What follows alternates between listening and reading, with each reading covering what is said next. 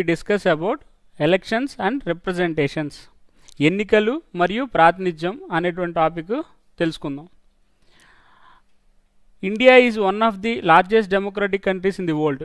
ప్రపంచం మొత్తం మీద ఉన్నటువంటి ప్రజాస్వామ్య దేశాల్లో భారతదేశం అనేటువంటిది అతి ముఖ్యమైన అతి పెద్దదైనటువంటి ప్రజాస్వామ్య దేశంగా మనం చెప్పుకోవచ్చు. ఈ భారతదేశం లాంటి ప్రజాస్వామ్య దేశాల్లో ఈ ఎన్నికలు అనేటువంటివి ఎప్పుడూ కూడా తరచుగా జరుగుతూ ఉంటాయి. ఈ democratic countries like India the elections are periodically, ఎప్పుడు కూడా తరచుగా ఈ ఎన్నికలు అనేటువంటి జరగడానికి అవకాశం ఉంటుంది. కాబట్టి ఈ భారతదేశంలో జరిగేటువంటి ఎన్నికల విధానము అలాగే ప్రాతినిధ్య విధానం అంటే ఏంటో ఈరోజు మనం తెలుసుకుందాం. Part 15 of our Indian constitution, భారత రాజ్యాంగంలోని 15వ భాగంలో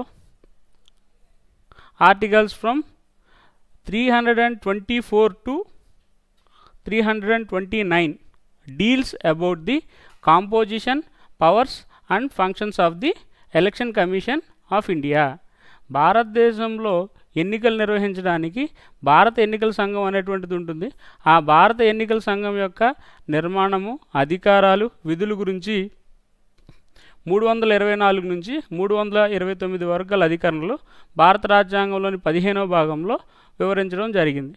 అంతకంటే ముందు అసలు ఎలక్షన్స్, రిప్రజెంటేషన్స్ అంటే ఏంటి తెలుసుకుందాం. ఎలక్షన్స్ అంటే ఎన్నికలు, రిప్రజెంటేషన్స్ అంటే ఏంటంటే ప్రాతినిధ్యము. There are different types of representations in India. భారతదేశంలో వివిధ రకాలైనటువంటి ప్రాతినిధ్యాలు అనేటువంటివి ఉంటాయి. Direct representation, indirect representations. అంటే ఈ ప్రాతినిధ్యం అనేటువంటిది రెండు రకాలుగా ఉంటుంది. ప్రత్యక్ష ప్రాతినిధ్యం, పరోక్ష ప్రాతినిధ్య విధానం అనేటువంటివి ఉంటాయి. అవి ఏంటనేది మనం ఈ లెసన్లో చెప్పుకుంటాం. అయితే the elections are classified into 3 categories. భారతదేశంలో ఎన్నికలు అనేటువంటివి 3 రకాలుగా జరుగుతుంటాయి. They are general elections. General elections అంటే సాధారణ ఎన్నికలు అంటారు. And mid term elections. Mid term elections అంటే ఏంటంటే ఈ మధ్యంతర ఎన్నికలు. అట్లాగే బై ఎలక్షన్స్ అంటే ఉప ఎన్నికలు. అంటే ఇందాక చెప్పుకున్నాం మనం, భారతదేశం లాంటి ప్రజాస్వామ్య దేశాల్లో ఎక్కువగా ఎన్నికల విధానం అనేటువంటి జరుగుతాయి. కాబట్టి ఆ యొక్క ఎన్నికల యొక్క విధానం ఎలా అంటే 3 రకాలుగా చెప్పుకోవచ్చు. The general elections will be conducted for every 5 years. ఈ ఎన్నికలు అనేటువంటివి ప్రతి 5 సంవత్సరాలకు ఒకసారి నిర్వహించడం జరుగుతుంది. ఈ సాధారణ ఎన్నికలు అనేటువంటివి ప్రతి 5 సంవత్సరాలకు ఒకసారి ఎన్నికలు అనేటువంటివి నిర్వహించబడతాయి. ఉదాహరణకి లోక్సభ ఎన్నికలు 5 సంవత్సరాలకు ఒకసారి జరుగుతుంది. అట్లాగే state legislative assembly elections, state legislature elections అంటే రాష్ట్ర శాసనసభకు నిర్వహించేటువంటి ఎన్నికలు. వీళ్ళని ఏమంటారంటే ఎమ్మెల్యేస్ అంటారు, మెంబర్ ఆఫ్ లెజిస్లేటివ్ అసెంబ్లీస్ అంటారు. అట్లాగే పార్లమెంట్ ఎలక్షన్స్ అంటారు, పార్లమెంట్కి ఎన్నుకోబడినటువంటి ఎన్నికలు, like elected members of the parliament. అలాగే భారతదేశంలో అత్యున్నత పదవిలో ఉన్నటువంటి భారత రాష్ట్రపతి ఎన్నిక విధానం కూడా జరుగుతుంటుంది. అలాగే the president of India and vice president of India. అలాగే ప్రతి ఒక్క అంటే లోక్సభ స్పీకర్ ఎన్నికల నిర్వహణ జరుగుతుంటుంది. అలాగే డిప్యూటీ స్పీకర్ ఎన్నికలు జరుగుతుంటాయి. అంటే అట్లాగే రాజ్యసభ చైర్మన్, డిప్యూటీ చైర్మన్, ఇలాగ అనేక రకాలైనటువంటి ఎన్నిక విధానాలు అనేటువంటివి మన భారతదేశంలో నిర్వహించడం జరుగుతుంది. సో ఇక్కడ మనం చెప్పుకునేది ఏంటంటే ఈ జనరల్ ఎలక్షన్స్ అంటే ప్రతి సాధారణ ఎన్నికలు అనేటువంటివి మాత్రం ఒక 5 సంవత్సరాలకు ఒకసారి మాత్రం నిర్వహించబడతాయి. అవి ఏంటంటే లోక్సభ ఎలక్షన్స్, పార్లమెంట్ ఎలక్షన్స్కి, అట్లాగే స్టేట్ లెజిస్లేటివ్ అసెంబ్లీ ఎలక్షన్స్, అలాగే లోకల్ గవర్నమెంట్స్, స్థానిక ప్రభుత్వాల్లో జరిగేటువంటి ఎన్నికలు అనేటువంటివి కూడా local government elections. For example panchayat elections అవనండి, లేదంటే మున్సిపల్ ఎలక్షన్స్ అవనండి. ఈ ప్రతి 5 సంవత్సరాలకు ఒకసారి ఎన్నికలు నిర్వహించడం జరుగుతుంది. అట్లా కాకుండా మిడ్ టర్మ్ ఎలక్షన్స్ అంటే ఏంటంటే ఈ మధ్యంతర ఎన్నికలు అనేటువంటివి ఎప్పుడు జరుగుతాయి అంటే the elections will conducted before 5 years. అంటే 5 సంవత్సరాల లోపు కనుక ఎన్నికలు నిర్వహించాల్సి వస్తే వాటిని మిడ్ టర్మ్ ఎలక్షన్స్ అంటారు, మధ్యంతర ఎన్నికలు అంటారు. అంటే according to article 356 of our Indian constitution. భారత రాజ్యాంగంలోని 356 అధికరణం ప్రకారం ఒకవేళ అక్కడ ప్రెసిడెంట్ రూల్ అనేది కనుక ఇంపోజ్ ఇస్తే, మనం ఆల్రెడీ చెప్పుకున్నాం, on the advise of the governor the president can receives a report from the governor, the president can impose president rule on that particular state according to article 356. 356 అధికరణం ప్రకారంగా ఒక రాష్ట్ర governor ఇచ్చేటువంటి నివేదిక అనే దాన్ని కనుక సంతృప్తి చెందినట్లయితే భారత రాష్ట్రపతి ఆ రాష్ట్ర గవర్నర్ ఇచ్చినటువంటి రిపోర్ట్ ఆధారంగా, నివేదిక ఆధారంగా the president of India can impose president rule on that particular state.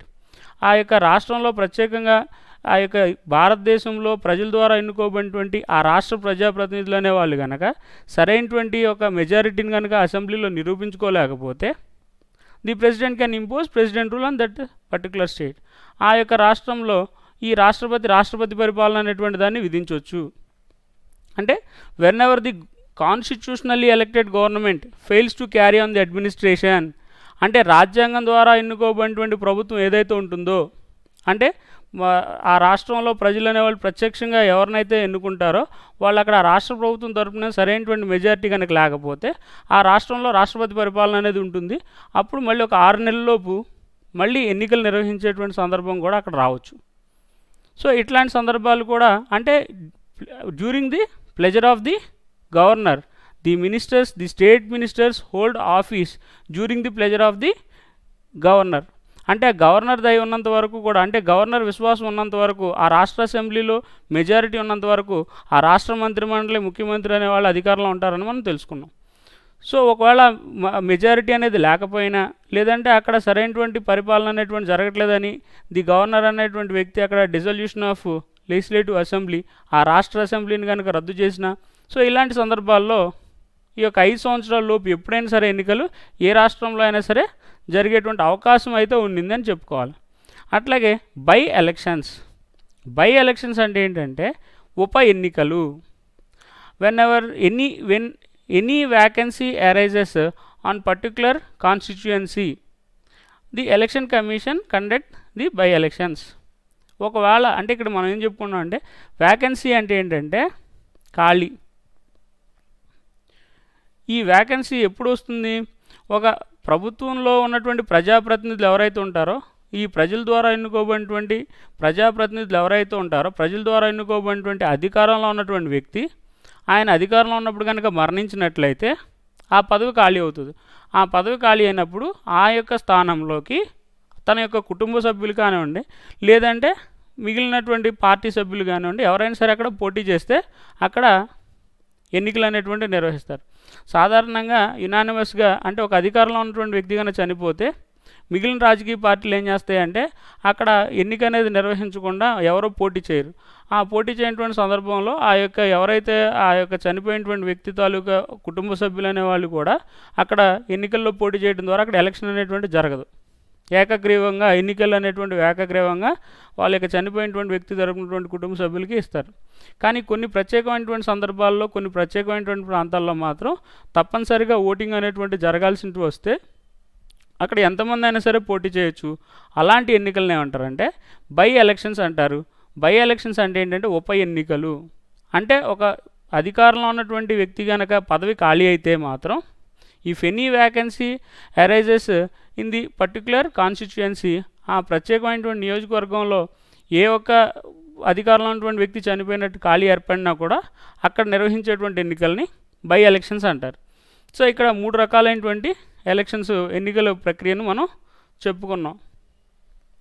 అయితే ఎలక్షన్ కమిషన్ ఆఫ్ ఇండియా, అసలు భారతదేశంలో ఎన్నికల కమిషన్ అనేటువంటిది ఒకటి ఉండింది. దీన్నే భారత ఎన్నికల సంఘం అంటారు.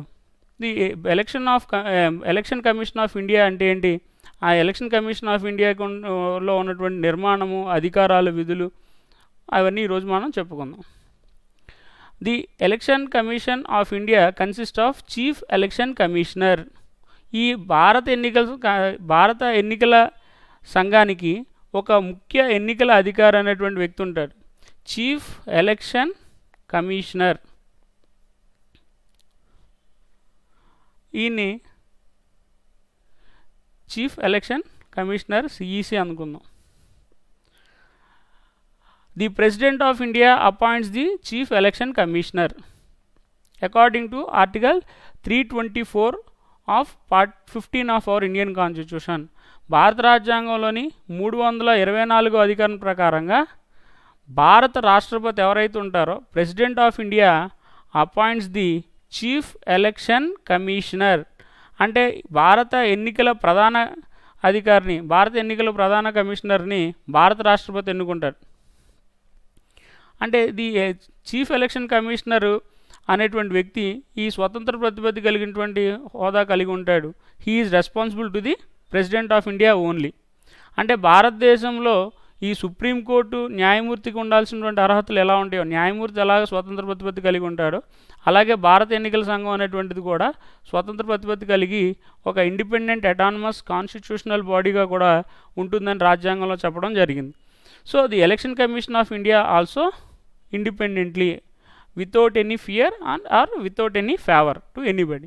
అంటే ఎవరికి అనుకూలంగా కాకుండా, ఎవరికి వ్యతిరేకంగా కాకుండా స్వతంత్రంగా తమ యొక్క నిర్ణయాలు, అధికారాలను నిర్వర్తించేటువంటి శాఖల్లో భారతదేశంలో రాజ్యాంగం ప్రకారంగా అలాంటివి సుప్రీంకోర్టుకు ఉంటుంది, అట్లాగే ఎన్నికల కమిషనర్కి ఉంటుంది, అట్లాగే కంట్రోలర్ అండ్ ఆడిటర్ జనరల్, ఇట్లా కొన్ని రకాలైనటువంటి పదవులు అనేటువంటి కూడా రాజ్యాంగ పదవులు అనేటువంటి వాటిని కూడా రాజ్యాంగంలోని చెప్పడం జరిగింది. అయితే the election commissioner will be appointed by the president of India. ఈ భారత ప్రధాన ఎన్నికల కమిషనర్ అనేటువంటి వ్యక్తి ఈ భారత రాష్ట్రపతి ద్వారా ఎన్నుకోబడతాడు. అయితే ఇక్కడ మనం ఒక విషయం గుర్తుపెట్టుకోవాలి. డ్యూరింగ్ ది 1950 సంవత్సరం నుండి పీరియడ్ ఆఫ్ 1989 అక్టోబర్ 15 అంటే 1950 సంవత్సరం మన భారతదేశం అనేటువంటి దానికి రాజ్యాంగం అమల్లోకి వచ్చింది. Our Indian constitution came into force on 26 January 1950 which we have been celebrating as a republic day అని చెప్పుకున్నాం.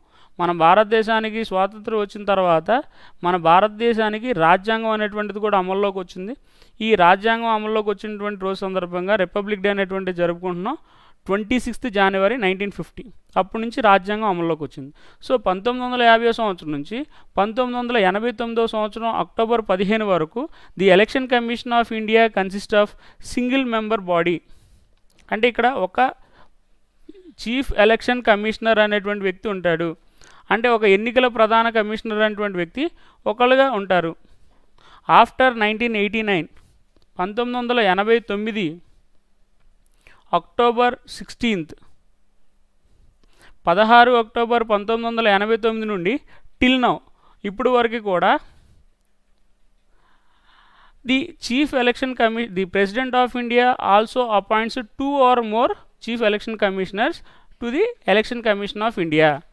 అంటే భారత ఎన్నికల కమిషనర్ అనేటువంటి వ్యక్తి 1989 అక్టోబర్ 15 వరకేమో ఒక ఎన్నికల కమిషనర్గా ఉండేవాళ్ళు. తర్వాత 1989 అక్టోబర్ 16 నుంచి the chief election commissioner will also elected by the 2 members by the president of India. Election commissioners అంటారు. అంటే ఒక చీఫ్ ఎలక్షన్ కమిషనర్ ఉంటారు, అలాగే 2 ఎన్నికల కమిషనర్లు అనే వాళ్ళని, వీళ్ళ ముగ్గురిని కూడా ప్రెసిడెంట్ ఆఫ్ ఇండియా అపాయింట్ చేస్తారు. భారత రాష్ట్రపతి అనేటువంటి రాజ్యాంగ పదవిలో ఉన్నటువంటి అత్యున్నతమైనటువంటి పదవి కలిగినటువంటి భారత రాష్ట్రపతి, దేశ అధినేత అయినటువంటి president of India appoints the 1 chief election commissioner and 2 other election commissioners. అంటే ఇది మల్టీ కన్స్టిట్యూటింగ్ పొలిటికల్ బాడీ అంటే కాన్స్టిట్యూషనల్ బాడీ. అంటే ఇక్కడ ఎందుకని ఈ ముగ్గురిని నియమించారంటే to reduce the workload of the election commission of India. భారత ఎన్నికల సంఘానికి ఉన్నటువంటి ఒక పని భారాన్ని తగ్గించడం కోసం ఈ యొక్క భారత రాష్ట్రపతి ఆ భారత ప్రధాన ఎన్నికల అధికారితో పాటు ఆయనకి అసిస్టెంట్స్గా ఇంకొక 2 అంటే ఎలక్షన్ కమిషనర్ అనే వాళ్ళని అపాయింట్ చేసేటువంటి అధికారం భారత రాష్ట్రపతికి ఇవ్వడం జరిగింది. ఎందుకని అంటే the president of India elections, భారతదేశంలో అనేక రకాలైనటువంటి ఎలక్షన్స్ జరుగుతుంటాయి. President of India, vice president of India and the parliament elections, legislative assembly elections, ఇందాక మనం చెప్పుకున్నాం ఆల్రెడీ ఏమంటే general elections mid term elections and by elections.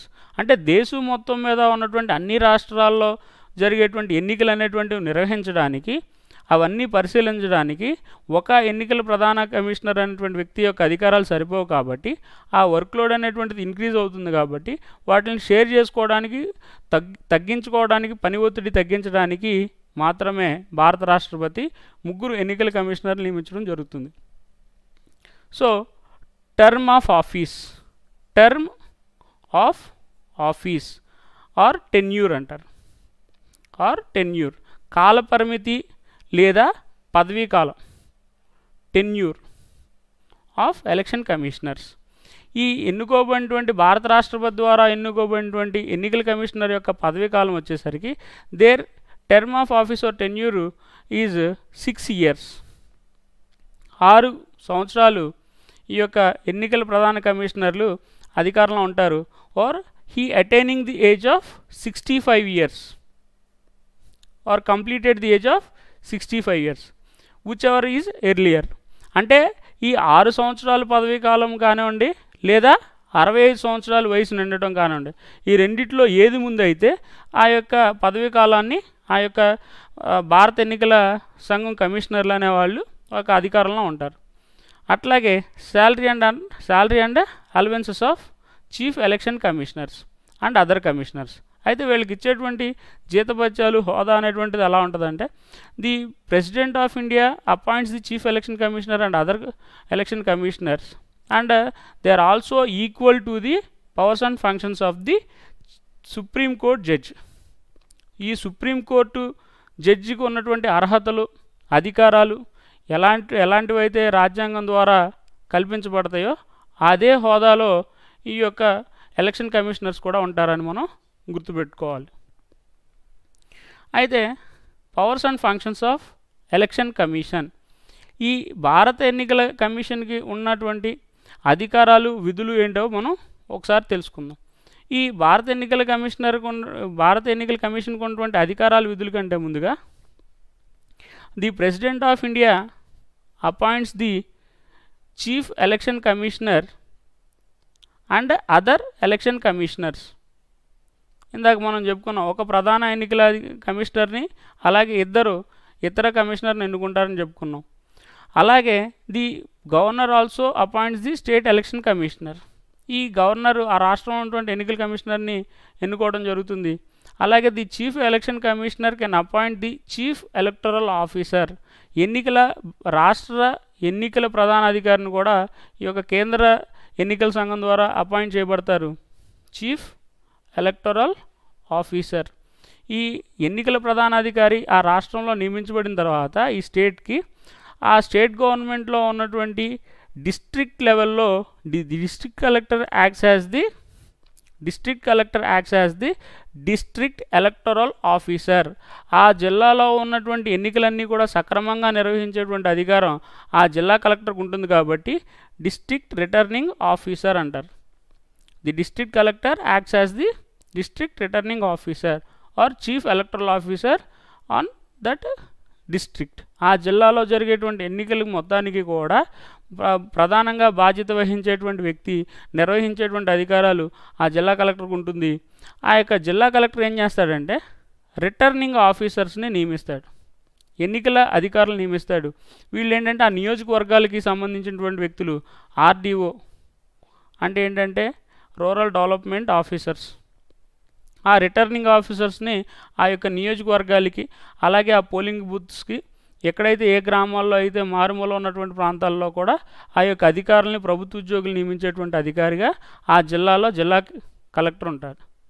అంటే దేశం మొత్తం దగ్గర నుంచి, కేంద్ర ఎన్నికల సంఘం దగ్గర నుంచి, రాష్ట్ర ఎన్నికల కమిషనర్ దగ్గర నుంచి, రాష్ట్ర ఎన్నికల ప్రధానాధికారి దగ్గర నుంచి, ఆ జిల్లాకు సంబంధించినటువంటి జిల్లా ఎన్నికల అధికారి నుంచి, ఆ యొక్క నియోజకవర్గానికి సంబంధించినటువంటి అధికారి నుంచి, అలాగే విలేజ్ లెవెల్లో ఉన్నటువంటి ఎలక్టరల్ పోలింగ్ బూత్లో ఉన్నటువంటి ఎంప్లాయీ ఎవరైతే ఉంటారో, ఆఫీసర్ ఎవరైతే ఉంటారో, ఆ పోలింగ్ బూత్ ఆఫీసర్ ఉంటారో, ఆ ఎన్నికలకు సంబంధించినటువంటి అధికారికి వాళ్ళ యొక్క ఇన్స్ట్రక్షన్స్ ఎప్పటికప్పుడు పర్యవేక్షించేటువంటి అధికారం ఆ రాష్ట్ర ప్రభుత్వానికి, జిల్లా ప్రభుత్వానికి, ఆ జిల్లా యంత్రాంగానికి, అలాగే అక్కడ ఉన్నటువంటి ప్రభుత్వ అధికారులకి, పోలీసు, అలాగే రెవెన్యూ యంత్రాంగం అందరూ కూడా ఆ యొక్క తమ విధులు నిర్వహించడం జరుగుతుంది.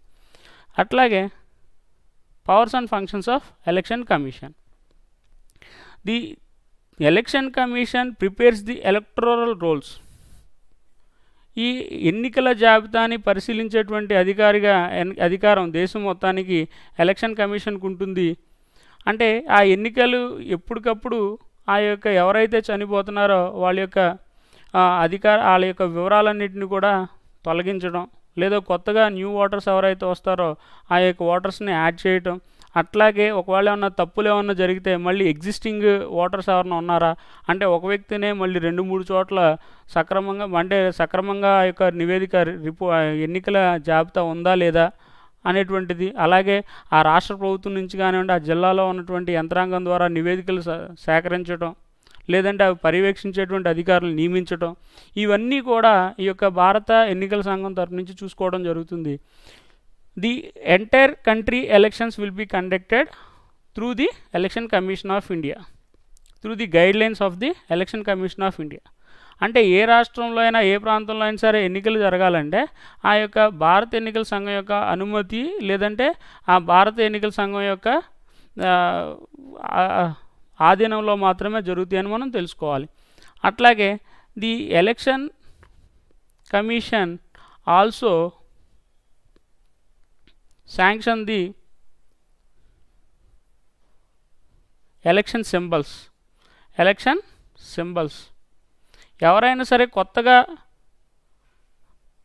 పార్టీ పెడితే, రాజకీయ పార్టీ పెడితే వాళ్ళకి ఎన్నికల గుర్తులను కేటాయించేటువంటి అధికారం కేంద్ర ఎన్నికల కమిషన్కు ఉంటుంది. అలాగే వాళ్ళ యొక్క పార్టీ యొక్క పేరుని రిజిస్ట్రేషన్ చేయించుకోవాలి ముందుగా. అయితే ఇక్కడ మనకు పొలిటికల్ పార్టీస్ అనేటువంటివి ఉంటాయి మన భారతదేశంలో. ఈ రాజకీయ పార్టీలు అనేటువంటివి ఉంటాయి. పొలిటికల్ పార్టీస్ అనేటువంటివి మళ్ళీ 2 రకాలుగా ఉంటాయి. నేషనల్ పార్టీస్, జాతీయ పార్టీలు, అలాగే రీజనల్ పార్టీస్ అంటే ప్రాంతీయ పార్టీలు, అలాగే ఇండిపెండెంట్ పార్టీ, స్వతంత్రంగా ఏర్పడేటువంటి పార్టీలు ఉంటాయి. అంటే ఇక్కడ జాతీయ పార్టీలు అంటే లేదా 2 లేదా అంతకంటే ఎక్కువ రాష్ట్రాల్లో కనుక పోటీ చేసేటువంటి పార్టీలన్నీ కూడా ఆ యొక్క జాతీయ పార్టీ హోదా కలిగి ఉంటాయి. ఉదాహరణకి all India parties, Indian national Congress, BJP, CPI, CPM, ఇట్లాంటివన్నీ కూడా జాతీయ పార్టీలు. అట్లా కాకుండా రీజనల్ పార్టీస్ అంటే ఏంటంటే ప్రాంతీయ పార్టీలు. ఏదైనా ఒక ప్రత్యేకమైనటువంటి ప్రాంతంలో కానివ్వండి, లేదా ప్రత్యేకమైనటువంటి మతానికి సంబంధించి కానివ్వండి, లేదా ప్రత్యేకమైనటువంటి వర్గానికి సంబంధించి, లేదా ఒక భాషకు సంబంధించి వాళ్ళ యొక్క హక్కుల్ని కాపాడుకోవడానికి ఏర్పాటు చేసుకునేటువంటి పార్టీలన్నీ కూడా రీజనల్ పార్టీస్ అంటారు. అంటే అది ఆ ఒక్క రాష్ట్రానికి సంబంధించినంత వరకు, లేదా ఆ ఒక్క ప్రాంతానికి సంబంధించినంత వరకు మాత్రమే ఉంటాయి.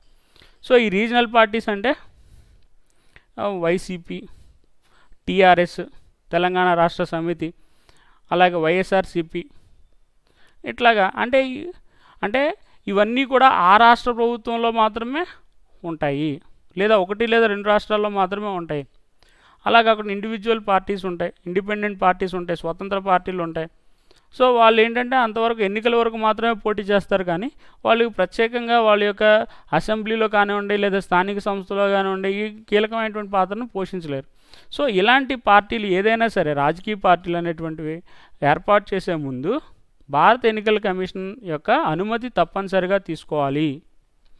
అలాగే ఆ ఎన్నికల కమిషన్ ఇచ్చేటువంటి సింబల్స్ కానివ్వండి, లేదా రిజిస్ట్రేషన్ అనేటువంటి తప్పనిసరిగా గుర్తిస్తేనే వాళ్ళు ఎన్నికల్లోకి ముందుకు వెళ్ళడానికి అవకాశం ఉంటుంది. And the election commission scrutiny the nomination papers and ballot papers. అంటే ఎప్పటికప్పుడు ఎన్నికలు నిర్వహించడానికి the election commission prepares the dates and schedules of the elections. ఆ ఎన్నికల యొక్క తేదీలు ఎప్పుడు, ఆ యొక్క ప్రణాళిక ఎప్పుడు, ఆ రాష్ట్ర ప్రభుత్వానిక కేంద్ర ప్రభుత్వంలోన ఏ ఎన్నికలు ఎప్పుడు జరగాలనేటువంటివన్నీ కూడా ఒక నివేదికలు అనే వాటిని తయారు చేయడం, లేదంటే వాళ్ళకి కావాల్సినటువంటి ప్రణాళికలను ఆ ఆ సంబంధించినటువంటి శాఖలకు కానివ్వండి, రాష్ట్రాలకు కానివ్వండి, ప్రభుత్వానికి కానీ ఎప్పటికప్పుడు తెలియజేస్తూ ఉంటుంది. అట్లాగే the election commissioner also advise to the president of India to prolong the president rule on that particular state.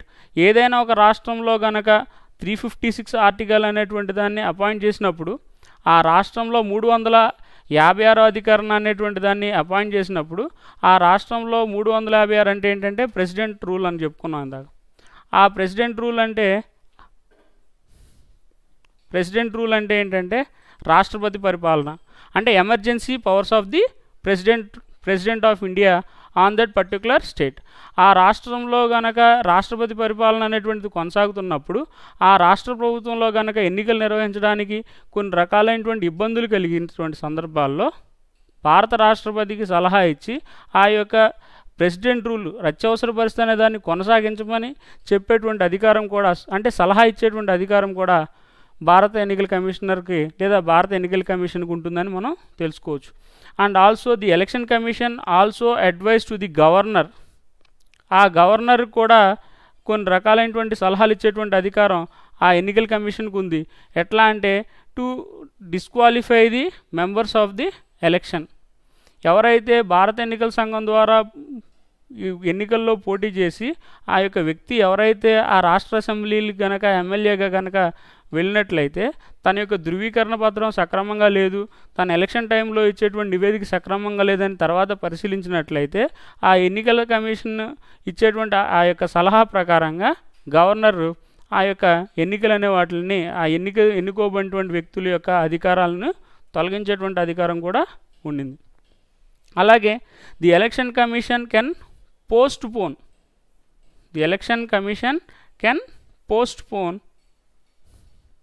or cancel the elections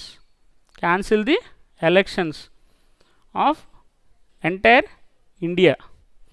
దేశం మొత్తానికి కూడా ఆ యొక్క ఎన్నికల కమిషన్ తరపు నుంచి ఎన్నికలు అనే వాటిని వాయిదా వేసేటువంటి అధికారం లేదా రద్దు చేసేటువంటి అధికారం కూడా ఉంది. ఆర్ లేదా స్టేట్ ఎలక్షన్స్ ఆ రాష్ట్ర ప్రభుత్వంలో కానివ్వండి, ఆర్ ఎనీ కాన్స్టిట్యుయెన్సీ అంటే ఏంటంటే నియోజకవర్గం. కాన్స్టిట్యుయెన్సీ అంటే ఒక నియోజకవర్గం. Or any particular polling station. So polling station ఇవన్నీ కూడా నియోజకవర్గాలు, పోలింగ్ స్టేషన్ అనేటువంటి ఆ రాష్ట్ర ఎన్నికల కమిషన్ నిర్ణయం తీసుకుంటుంది. కాబట్టి సో దేశం మొత్తం మీద కూడా ఎన్నికలు అనే వాటిని నిర్వహించాలా లేదా, ఒకవేళ ఎన్నికలు అనే వాటిని వాయిదా వేస్తే మళ్ళీ ఎప్పుడు నిర్వహించాలి అంటే, ఇప్పుడు ఎందుకని ఇవన్నీ తీసుకుంటారంటే whenever the elections are not conducted with freely or independently, ఒకవేళ any objections will arise any political parties on that particular issue, ఆ యొక్క ప్రత్యేకమైనటువంటి సందర్భంలో ఎవరైనా సరే ఆ యొక్క ఎన్నికల కమిషన్ కనుక ఫిర్యాదు కనుక ఇస్తే ఆ ఫిర్యాదును తీసుకున్నటువంటి కేంద్ర ఎన్నికల కమిషనరు లేదా కేంద్ర ఎన్నికల సంఘం ఆ దేశంలో జరగాల్సినటువంటి ఎన్నికలు వాయిదా వేయొచ్చు, లేదంటే రద్దు చేసేటువంటి అధికారాన్ని కలిగి ఉంది, లేదంటే ఆ రాష్ట్ర ఎన్నికల కమిషన్కి ఇచ్చేటువంటి షెడ్యూల్స్ సక్రమంగా ఉన్నాయా లేదని పరిశీలించేటువంటి అధికారం ఉంది. అంటే ఆ రాష్ట్ర ఎన్నికల కమిషన్కి కొన్ని రకాలైనటువంటి సూచనలు, సలహాలు, గైడ్లైన్స్ ఇచ్చేటువంటి అధికారం కూడా కేంద్ర ఎన్నికల కమిషన్కి ఉంటుంది. అలాగే ఆ రాష్ట్ర ఎన్నికల కమిషన్ ఇచ్చేటువంటి నివేదికను స్వీకరించడం జరుగుతుంది. అంటే for example the postpone the polling stations. కొన్ని రకాలైనటువంటి పోలింగ్ స్టేషన్స్ ఉంటాయి.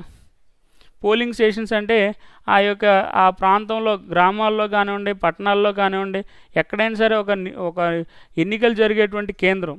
ఆ ఎన్నికల కేంద్రంలో కనుక కొన్ని రకాలైనటువంటి గొడవలు కానివ్వండి, లేదంటే అక్కడ కొన్ని ఆ ఎలక్షన్ కమిషన్కి గైడ్లైన్స్ కనుక వయలేషన్ చేస్తే, అవి కనుక అతిక్రమిస్తే వాటిని క్యాన్సిల్ చేసేటువంటి అధికారం కూడా ఆ రాష్ట్ర ఎన్నికల కమిషన్కి ఉంటుంది. మళ్ళీ రీ ఎలక్షన్ అంటే ఏంటంటే మళ్ళీ పోలింగ్ చేసేటువంటి, అంటే అప్పటి వరకు జరిగినటువంటి ఎన్నిక మొత్తాన్ని కూడా క్యాన్సిల్ చేసి తిరిగి ఎన్నికలు నిర్వహించేలాగా ఆ యొక్క రాష్ట్ర ప్రభుత్వాలకి ఆదేశాలు ఇచ్చేటువంటి అధికారం ఉంది. అంటే అలాగే అక్కడ ఉన్నటువంటి ప్రభుత్వ ఉద్యోగులు ఎవరైతే పోలీస్ యంత్రాంగం కానివ్వండి, లేదా అక్కడ జిల్లా కలెక్టర్ కానివ్వండి, ఆ యొక్క రాష్ట్రానికి సంబంధించినటువంటి, ఆ జిల్లాకు సంబంధించినటువంటి అధికారుల దగ్గర నుంచి నివేదికను స్వీకరిస్తారు. వాళ్ళ మీద అవసరమైతే క్రిమినల్ చర్యలు పాల్పడటానికి ఒకవేళ ఎన్నికల కోడ్ అనేటువంటి దాన్ని విధిస్తారు. సెంట్రల్ ఎలక్షన్ కోడ్ అంటారు, కేంద్ర ఎన్నికల కోడ్, కేంద్ర ప్రభుత్వానికి జరిగేటువంటి ఎన్నికల సమయంలో కానివ్వండి, రాష్ట్ర ప్రభుత్వానికి సంబంధించినటువంటి ఎన్నికల సమయంలో కానివ్వండి, ఆ యొక్క నిబంధనలు కోడ్ అనేటువంటి దాన్ని కనుక ఉల్లంఘిస్తే ఆయన అంతకుముందు ఏ పార్టీ ఎమ్మెల్యే అయినా, మంత్రి అయినా, ముఖ్యమంత్రి అయినా, ప్రధానమంత్రి అయినా సరే వాళ్ళ మీద రాజ్యాంగపరంగా చర్యలు తీసుకునేటువంటి అధికారం ఆ కేంద్ర ఎన్నికల సంఘానికి అలాగే రాష్ట్ర ఎన్నికల సంఘానికి ఉంటుంది. సో ఇది ఇక్కడ మనం గుర్తుపెట్టుకోవాలి. అలాగే the election commission also scrutiny the nomination papers అని చెప్పుకున్నాం. అంటే ముందుగానే ఆ ఎన్నికల జాబితా అనేది దాన్ని తయారు చేసుకున్నాక స్క్రూట్నీ నామినేషన్స్ అన్నీ కూడా పరిశీలిస్తుంటారు. And the election commission also introduce the EVMs అంటే ఏంటంటే ఎలక్ట్రానిక్ ఓటింగ్ మిషన్స్. అంటే ఎలక్ట్రానిక్ ఓటింగ్ యంత్రాలు అనే వాటిని అక్కడ ఆ రాష్ట్ర ప్రభుత్వంలో లేదంటే ఆ ప్రత్యేకమైనటువంటి ఆ యొక్క నియోజకవర్గాల్లో ఆ యొక్క ఎన్నికల ప్రాంతాల్లో ఆ యొక్క ఈవీఎంస్ అనేటువంటివి ఎలక్ట్రానిక్ ఓటింగ్ యంత్రాలు అనేటువంటి వాటిని పరిశీలించడం, అలాంటి వాటిని ముద్రించడం, అవన్నీ సక్రమంగా ఉన్నాయా లేదని తెలుసుకునేటువంటి అధికారాలు కూడా ఆ యొక్క కేంద్ర ఎన్నికల సంఘం యొక్క పరిధిలో ఉంటాయని మనం తెలుసుకోవాలి. అట్లాగే features of election system in India. భారతదేశంలో ఈ యొక్క ఎన్నికల వ్యవస్థకు ఉండాల్సినటువంటి లక్షణాలు ఏంటో తెలుసుకుందాం. భారత ఎన్నికల వ్యవస్థకు ఉండాల్సినటువంటి లక్షణాలు ఏంటో తెలుసుకుందాం. The direct elections of representatives అంటే ప్రత్యక్షంగా ఎన్నికలు అనేటువంటి విధానం ద్వారా కూడా ఆ యొక్క ప్రతినిధులను ఎన్నుకోవచ్చు.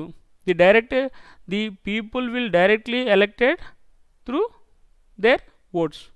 ఈ ప్రజలు అనేవాళ్ళు తమ యొక్క ఓటు హక్కు ద్వారా వాళ్ళ యొక్క ప్రతినిధుల్ని the people elect their representatives through secret ballot.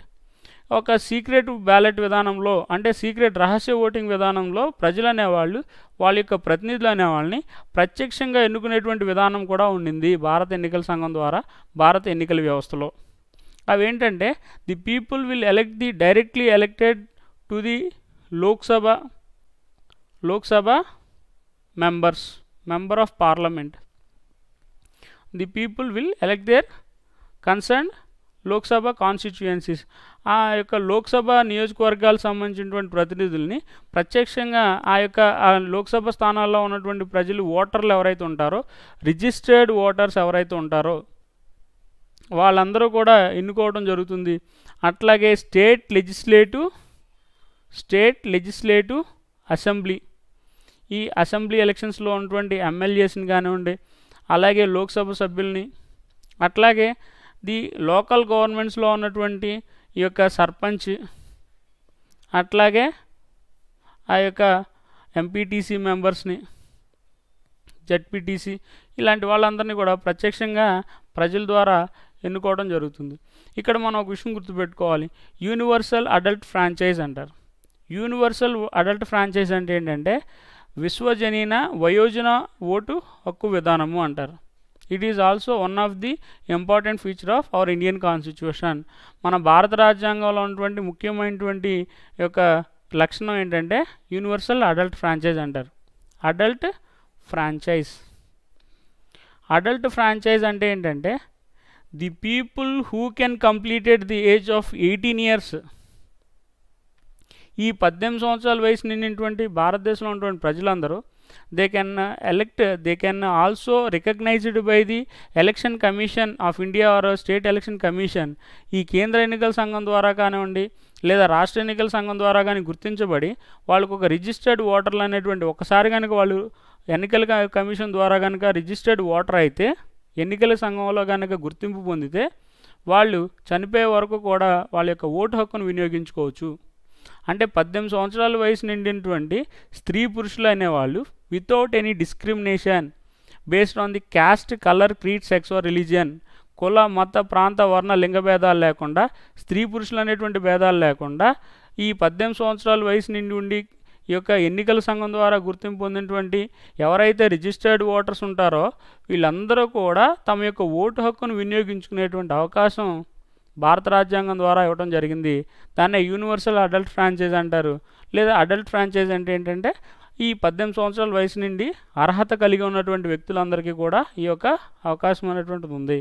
అంటే ఎన్నికల్లో వాళ్ళ యొక్క ఓటు వేసే హక్కు వాళ్ళకు ఉండింది. ఈ విషయం కూడా గుర్తుపెట్టుకోవాలి. అట్లాగే అంటే the direct elections of representatives అంటే ప్రజలే ప్రత్యక్షంగా వాళ్ళ యొక్క ప్రతినిధులు ఎన్నుకుంటే, ఈ ఉదాహరణకి లోక్సభ సభ్యుల్ని, రాష్ట్ర శాసనసభ సభ్యుల్ని, అలాగే ఆ గ్రామ స్థాయిలో ఉన్నటువంటి సర్పంచ్ని, ఆ యొక్క మండల స్థాయిలో ఈ ఎంపీటీసీలు, వీళ్ళందరినీ కూడా ప్రజలే తమ యొక్క ప్రతినిధులుగా ప్రత్యక్షంగా ఎన్నుకోవడం జరుగుతుంది. The democracy can change the democracy and the government can change the ballot not by bullet. అంటే ఇక్కడ ఈ ప్రజాస్వామ్యం అనేటువంటిది, ప్రభుత్వం అనేటువంటిది బ్యాలెట్ ద్వారా మాత్రమే, అంటే ఓటు హక్కు ద్వారా మాత్రమే మనం మార్చగలం, నాట్ బుల్లెట్. అంటే ఎవరిని బెదిరించి, ఎవరికి భయపడి వాళ్ళ యొక్క స్వేచ్ఛను, ఓటు వేసేటువంటి హక్కుని వాళ్ళు వదులుకునేటువంటి అవకాశం లేదు. వాళ్ళు సీక్రెట్ రహస్య ఓటింగ్ విధానం ద్వారా, త్రూ సీక్రెట్ బ్యాలెట్ ద్వారా, వాళ్ళ రహస్య ఓటింగ్ విధానం ద్వారా వాళ్ళకి కావాల్సినటువంటి ప్రజాప్రతినిధుల్ని లేదా వాళ్ళకి ఇష్టమైనటువంటి రాజకీయ పార్టీకి సంబంధించినటువంటి వ్యక్తుల్ని ఎన్నుకునేటువంటి పూర్తి స్వేచ్ఛ స్వాతంత్రాలు ప్రజలకు రాజ్యాంగం ద్వారా కల్పించబడినాయని ఇక్కడ మనం గుర్తుపెట్టుకోవాలి.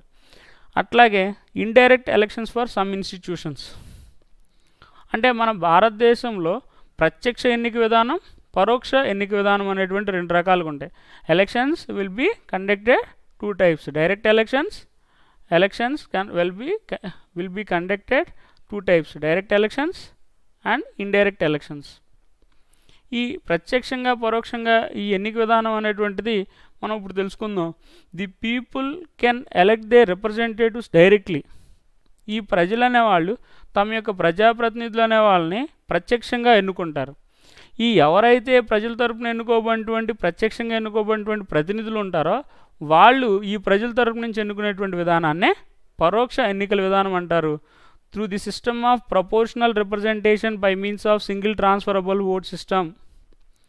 అంటే నైష్పత్తిక ప్రాతినిధ్య పద్ధతి ద్వారా ఈ భారతదేశ ప్రజల ద్వారా ఎన్నుకోబడినటువంటి ప్రజాప్రతినిధులు, example MLAs and the MPs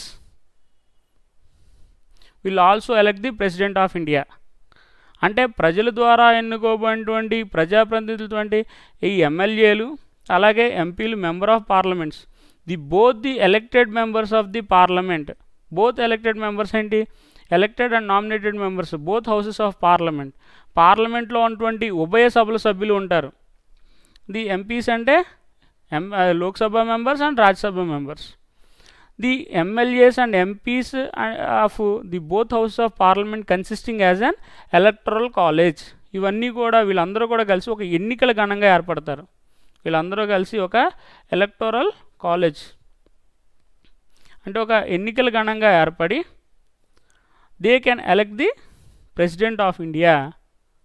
భారత రాష్ట్రపతిని ఎన్నుకుంటారు ఆన్ బిహాఫ్ ఆఫ్ పీపుల్. ఈ భారతదేశంలో ఉన్నటువంటి ప్రజలు అనే వాళ్ళ తరపు నుంచేమో ప్రత్యక్షంగా ఎమ్మెల్యేలని, ఎంపీలని ఎన్నుకుంటే వీళ్ళందరూ కలిసి ఒక ఎన్నికల గణంగా ఏర్పడి single transferable vote. The president of India shall be elected by the MPs and MLAs. The both houses of parliament will be consisting the electoral college through the system of proportional representation by means of single transferable vote system. అంటే వీళ్ళందరూ కూడా ప్రజల తరపు నుంచి ప్రత్యక్షంగా ఎన్నుకున్నటువంటి వ్యక్తులందరూ కూడా ఈ యొక్క ఒక ఎన్నికల గణంగా ఏర్పడి భారత రాష్ట్రపతిని ఎన్నుకుంటారు. దీన్ని పరోక్ష ఎన్నిక విధానం అంటారు. అంటే not only president of India, భారత రాష్ట్రపతి ఒక్కడే కాకుండా అలాగే ఈ యొక్క భారత ఉపరాష్ట్రపతిని కూడా ఎన్నుకోవచ్చు పరోక్ష ఎన్నిక విధానం ద్వారా. అట్లాగే the speaker and deputy speaker will be elected by the members of the elected members of the Lok Sabha. The Lok Sabha members elected the speaker and the deputy speaker from among themselves. అంటే వాళ్ళే ఈ లోక్సభ సభ్యులందరూ కూడా ఈ ప్రజల ద్వారా ఎన్నుకోబడినటువంటి వ్యక్తులందరూ కూడా కలిసి ఆ స్పీకర్ని, డిప్యూటీ స్పీకర్ని ఎన్నుకుంటారు. The Rajya Sabha members also elected the vice president of India. అట్లాగే the chief minister of the state, ఒక రాష్ట్ర ముఖ్యమంత్రి ఉంటారు. ది ప్రజల ద్వారా ఎన్నుకోబడినటువంటి ఎమ్మెల్యేలు అందరూ కూడా కలిసి the leader of the majority party in the state legislative assembly act as the chief minister. అంటే ప్రజల ద్వారా ఎన్నుకోబడినటువంటి ఎవరైతే ప్రజల తరపున ఎన్నుకోబడినటువంటి వ్యక్తుల ద్వారా ఎమ్మెల్యేస్ అందరికీ కూడా ఆ నాయకుడిగా ఉంటాడో, మెజారిటీ నాయకుడిగా ఉంటాడో, ఉన్నటువంటి ఎమ్మెల్యేలందరూ కూడా ఎక్కువ మంది ఎవరినైతే ఎన్నుకుంటారో వాళ్ళందరూ కూడా ఒక ముఖ్యమంత్రిని ఎన్నుకుంటారు. దీనికి ఉదాహరణకి మన ఆంధ్రప్రదేశ్లో 175 కాన్స్టిట్యుయెన్సీస్ ఉన్నాయి. 175 నియోజకవర్గాలు ఉండే ఒక్కొక్క నియోజకవర్గం నుంచి ఒక్కొక్క ఎమ్మెల్యే పోటీ చేస్తారు. ఈ 175 మంది నియోజకవర్గాల్లో 150 మంది ఒక పార్టీకి సంబంధించి వైసీపీ పార్టీకి, వైఎస్ఆర్సీపీ ఈ యొక్క అధికారం ఇవ్వడం జరిగింది, ఎన్నుకోవడం జరిగింది. వాళ్ళ యొక్క 150 మంది సభ్యులు కూడా ఒక ముఖ్యమంత్రిగా ఆ యొక్క అసెంబ్లీలో నాయకుడిని ఎన్నుకుంటారు. The governor invites the majority party leader to form the government to act as a chief minister.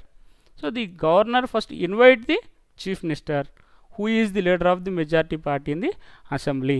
ఆ రాష్ట్ర అసెంబ్లీలో ఎవరికైతే ఆ యొక్క నియోజకవర్గాల ద్వారా ఎన్నుకోబడినటువంటి ప్రతినిధులందరూ కూడా ఈ యొక్క మద్దతు ఉంటుందో అతన్నే ముఖ్యమంత్రిగా నియమించేటువంటి అధికారం గవర్నర్కు ఉంటుంది.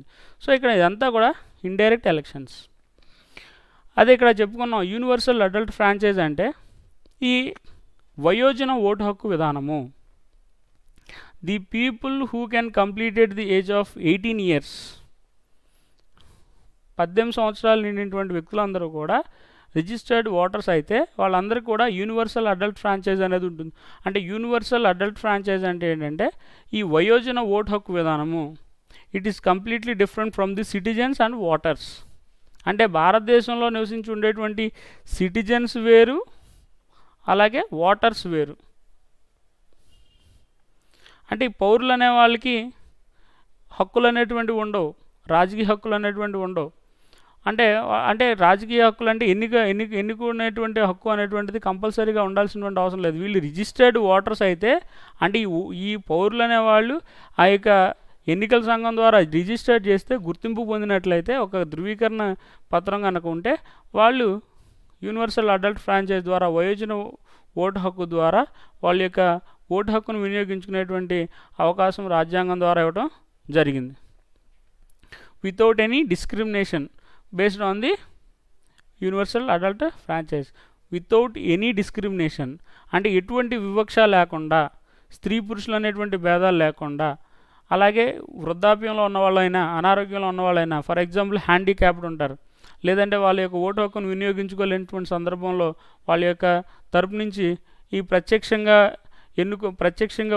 ఓటు వేయలేనటువంటి పరిస్థితుల్లో వాళ్ళ యొక్క కుటుంబ సభ్యులు కానీ వాళ్ళ యొక్క స్నేహితులు కానీ యొక్క సహాయంతో కూడా వాళ్ళ యొక్క ఓటు వేసేటువంటి అధికారము యొక్క భారతదేశంలో ఉన్నటువంటి రిజిస్టర్డ్ ఓటర్స్కి రాజ్యాంగం ద్వారా ఇవ్వడం జరిగింది. అట్లాగే పోస్టల్ బ్యాలెట్ అంటారు. పోస్టల్ బ్యాలెట్ అంటే ఏంటంటే ఎన్నికల విధులు కనుక నిర్వహించేటువంటి సందర్భాల్లో ఎవరైతే ఈ ఎన్నికల అధికారులు ఉంటారో, ఫర్ ఎగ్జాంపుల్ పోలీసు లేదా రెవెన్యూ అధికారులు కానివ్వండి, పోలీసు వాళ్ళు కానివ్వండి, లేదా హెల్త్ కానివ్వండి, లేదా శానిటేషన్, లేదా ఇక కొంత డిప్యూటేషన్ మీద వెళ్ళేటువంటి అధికారులు, టీచర్స్, ఇలాంటి వాళ్ళందరూ కూడా ఎన్నికల విధులు నిర్వహిస్తూ ఉంటారు. ఎలక్షన్ డ్యూటీ ఉంటుంది. మరి వీళ్ళు ఎన్నికలు నిర్వహిస్తారు కదా, మరి వాళ్ళ యొక్క ప్రదేశాల్లో ఓటు హక్కు ఎవరు మరి వాళ్ళు ఎలాగ కోల్పోతారు కదా అని అంటే అలాంటి వాళ్ళందరికీ కూడా పోస్టల్ బ్యాలెట్ అనేటువంటి విధానాన్ని కూడా ఈ యొక్క భారత ఎన్నికల సంఘం ద్వారా రాజ్యాంగం ద్వారా కల్పించడం జరిగింది. అంటే ఫర్ ఎగ్జాంపుల్ ఒక 10 రోజులు ముందుగానే వీళ్ళు ఎవరైతే ఎన్నికల విధులు నిర్వహించేటువంటి ఆ యొక్క పర్సన్స్ ఎవరైతే ఉంటారో, ఈ పోలీసు, రెవెన్యూ, టీచర్స్, అట్లా ఇతరత్ర ఎవరైతే వాలంటీర్స్ ఎవరైతే ఉంటారో, ఆర్గనైజేషన్స్, ఎన్జిఓ సంబంధించినటువంటి వ్యక్తులు, ఇలాంటి వాళ్ళందరూ కూడా ముందుగానే ఎన్నికల సంఘం ద్వారా వాళ్ళ యొక్క పర్మిషన్ తీసుకొని ముందుగానే వాళ్ళు యొక్క ఓటు హక్కును వినియోగించుకునేటువంటి హక్కు కూడా ఉంటుంది. అంటే వాళ్ళు ఒక పోలింగ్ బూత్ను ముందుగానే కండక్ట్ చేస్తారు. అంటే ఉదాహరణకి 15వ తారీఖు ఎన్నికలు జరుగుతున్నాయి అంటే వాళ్ళ యొక్క నియోజకవర్గాల్లో వీళ్ళకి ఒక వారం రోజుల ముందుగానే, లేదంటే ఒక 10 రోజుల ముందుగానే ముందుగానే వాళ్ళు ఏ నియోజకవర్గానికి సంబంధించినటువంటి వ్యక్తులు, ఏ ప్రాంతానికి సంబంధించినటువంటి వ్యక్తులు అనేటువంటిది మొత్తం కూడా వివరాలను సేకరించేసి వాళ్ళకి ఒక రహస్య ఓటింగ్ విధానం ద్వారా వాళ్ళకి ఒక సీక్రెట్ బ్యాలెట్ అనేటువంటిది, అంటే వీళ్ళు ఎవరికి ఓటేస్తున్నారు అన్న విషయం కూడా వాళ్ళు వేసేటువంటి ఓటు వినియోగించుకునేటువంటి వ్యక్తికి తప్ప ఎవరికి తెలియకుండా తమ యొక్క ఓటు హక్కును వినియోగించుకునేటువంటి హక్కు ఈ యొక్క ప్రభుత్వ అధికారులకి లేదా ఎన్నికల్లో విధులు నిర్వహించేటువంటి వ్యక్తులకి కూడా ఉంటుంది. అంటే వీళ్ళు వేసినటువంటి ఓటు అనేది కూడా మొత్తాన్ని కూడా సేకరించేసి ఒక భద్రపరుస్తారు. ఆ ఎన్నికలు అయిపోయిన తర్వాత ఆ యొక్క నియోజకవర్గానికి ఏ ప్రాంతానికి సంబంధించినటువంటి వ్యక్తి ఎక్కడ ఒక బాక్స్లో వేస్తారో ఓటు బాక్సులు వేస్తారో ఆ బాక్సుల్ని ఆ యొక్క కౌంటింగ్ సమయానికి అక్కడ పంపిస్తారు. ఆ యొక్క పోస్టల్ బ్యాలెట్ ద్వారా వచ్చినటువంటి ఓట్లన్నీ, అట్లాగే ప్రత్యక్షంగా ప్రజల ద్వారా ఎన్నుకోబడినటువంటి ఓట్లన్నీ కూడా అక్కడ మళ్ళీ కౌంటింగ్ చేసేటువంటి అధికారం కూడా ఈ రిటర్నింగ్ ఆఫీసర్స్కి, ఎలక్షన్ ఆఫీసర్స్కి ఉంటుంది. అంటే ఒకవేళ కనుక ఎవరికైనా సరే అక్కడ అనుమానం వస్తే మళ్ళీ రీకౌంట్ చేసేటువంటి, మళ్ళీ తిరిగి ఎన్నికలు, మళ్ళీ ఆ ఓట్లు అనేవి మళ్ళీ లెక్కించేటువంటి అధికారం కూడా ఆ యొక్క ఎన్నికల అధికారులకు అక్కడ ఆ సందర్భంగా ఉంటుంది. సో ఇక్కడ ఇదంతా కూడా యూనివర్సల్ అడల్ట్ ఫ్రాంచైజ్ అంటే ఈ యొక్క భారతదేశంలో ఈ వయోజన ఓటు హక్కు అనే దాన్ని వినియోగించుకోవడం ద్వారా కూడా తమ యొక్క పూర్తి స్వేచ్ఛాయుతమైనటువంటి, శాంతియుతమైనటువంటి ఎన్నికలు అనేటువంటివి నిర్వహించడానికి కూడా వాళ్ళ యొక్క హక్కులు వినియోగించుకోవడానికి కూడా అవకాశం ఉంటుందని మనం ఇక్కడ తెలుసుకోవాలి. And also the reservation of seats for ఎస్సీస్ అండ్ ఎస్టీస్. ఎస్సీస్ అండ్ ఎస్టీస్ అంటే schedule caste and schedule tribes. ఈ schedule caste and schedule tribes ఎవరైతే ఉంటారో ఈ షెడ్యూల్ కులాలు, షెడ్యూల్ తెగలకు సంబంధించినటువంటి వ్యక్తులు కూడా వాళ్ళకి రొటేషన్ పద్ధతిలో వాళ్ళకు కూడా కొంత రిజర్వేషన్స్ అనేటువంటివి ఇవ్వటం ద్వారా వాళ్ళు కూడా ఆ స్థానిక ప్రభుత్వాలు, లోకల్ గవర్నమెంట్స్లో కానివ్వండి, లేదా స్టేట్ గవర్నమెంట్స్లో కానివ్వండి, లేదా యూనియన్ గవర్నమెంట్లో కానివ్వండి, వాళ్ళ యొక్క హక్కు వినియోగించుకోవడానికి అవకాశం ఉంటుంది. ఎందుకనంటే according to article 17 of our Indian constitution, article 17 in fundamental rights, ఈ ప్రాథమిక హక్కులలో ఉన్నటువంటి 17 అధికారం ఏం చెప్తుందంటే it prohibits the practice of untouchability అంటారు. ఈ అంటరానితనం అనేటువంటి దాన్ని కనుక ఎవరైతే అక్కడ అనుసరిస్తారో వాటిని ఎవరైతే అనుసరించేటువంటి వ్యక్తుల్ని శిక్షించేటువంటి అధికారం కూడా ప్రభుత్వానికి ఉంది. వాటిని నిషేధించడం జరిగింది. The untouchability is a crime అని చెప్పేసి కూడా మన భారత రాజ్యాంగంలోని ప్రాథమిక హక్కుల్లోని 17వ అధికారంలో క్లియర్గా చెప్పడం జరిగింది. ఎందుకంటే before independence of our India, భారతదేశానికంటే స్వాతంత్ర్యం రాకటానికంటే ముందుగానే ఈ యొక్క భారతదేశంలో ఉన్నటువంటి ప్రజలే భారతదేశంలో ఉన్నటువంటి ఇతర ప్రజల పట్ల వివక్ష చూపించడం, లేదంటే వాళ్ళని కొంత ఇబ్బంది పెట్టడం, కొన్ని రకాలైనటువంటి హక్కులు వాళ్ళు దూరం చేయడం అనేటువంటి సందర్భంలో ఈ యొక్క రిజర్వేషన్స్ అనే వాటిని ఈ రాజ్యాంగం ద్వారా గుర్తించడం జరిగింది. అంటే for their welfare, for their progress కోసం మాత్రమే ఈ యొక్క రిజర్వేషన్స్ అనే వాటిని కేటాయించడం జరుగుతుంది. సో అది కొంత మిస్యూజ్ చేసినప్పటికీ కూడా అది ప్రభుత్వం తరపు నుంచి కానివ్వండి, లేదా రాజ్యాంగం పరంగా కానీ ఎవరు తప్పు చేసినటువంటి శిక్ష అనేటువంటిది తప్పనిసరిగా ఉంటుంది. కాబట్టి ఇక్కడ మనకి ప్రత్యేకంగా ఎన్నికల విషయాల్లో మాత్రం ఈ స్థానిక ప్రభుత్వాల్లో, రాష్ట్ర ప్రభుత్వాల్లో, కేంద్ర ప్రభుత్వంలో ఈ యొక్క రాజ్యాంగపరమైనటువంటి పదవులు పోటీ చేయడానికి ఈ యొక్క సందర్భంలో కూడా రొటేషన్ పద్ధతిలో కూడా కొంత షెడ్యూల్ క్యాస్ట్, షెడ్యూల్ కులాల వాళ్ళకు కూడా, కొన్ని షెడ్యూల్ తెగల వాళ్ళకు కూడా అవకాశాలు కల్పించడం జరుగుతుంది.